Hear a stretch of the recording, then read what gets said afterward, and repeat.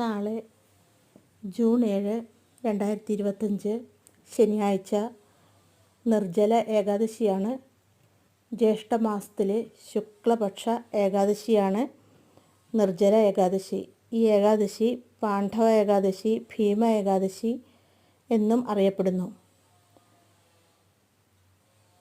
24 ഏകാദശികളും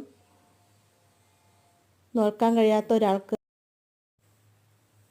ഈ ഒരു നിർജ്ജല ഏകാദശി വ്രതം മാത്രം അനുഷ്ഠിച്ചാൽ മതി സർവ്വ പാപങ്ങളിൽ നിന്നും മുക്തി നേടുവാനും വൈകുണ്ഠ പ്രാപ്തി ലഭ്യമാകുവാനും. ഈ നിർജ്ജല ഏകാദശി ദിവസം ജലം പോലും കുടിക്കാതെ വ്രതം നോൽക്കണമെന്നാണ് പറയുന്നത്. പക്ഷേ അതിന് സാധിക്കാത്തവർ അവനവൻ്റെ ആരോഗ്യസ്ഥിതി അനുസരിച്ച് വ്രതം നോൽക്കാവുന്നതാണ്. ഏകാദശി തിഥി കൂടുതലുള്ളത് 6-ാം തീയതി വെള്ളിയാഴ്ചയാണ്.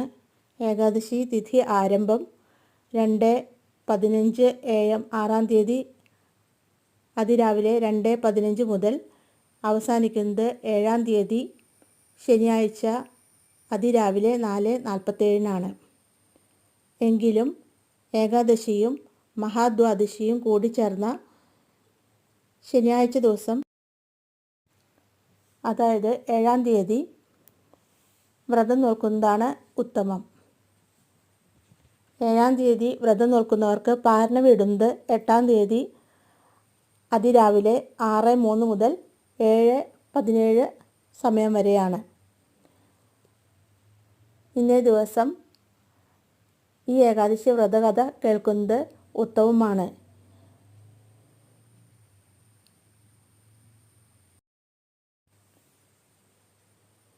പഞ്ചപാണ്ഡവന്മാരിൽ ഭീമസേനൊഴികെയുള്ള ബാക്കി 4 പേരും കുന്തി ദേവിയും ദ്രൗപദിയും എല്ലാ ഏകാദശികളും, അതായത് 24 ഏകാദശി വ്രതങ്ങളും എടുക്കുമായിരുന്നു. പക്ഷേ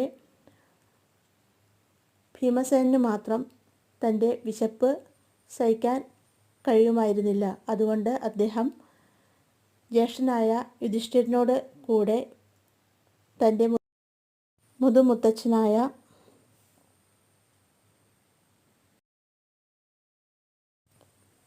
വേദവ്യാസ മഹർഷിയെ കാണുകയും അദ്ദേഹത്തോട് തനിക്കു കൂടി ഏകാദശി വ്രതം നോക്കുവാനായി എന്താണ് ചെയ്യുവാൻ സാധിക്കുക എന്ന് അന്വേഷിക്കുകയും ചെയ്തു.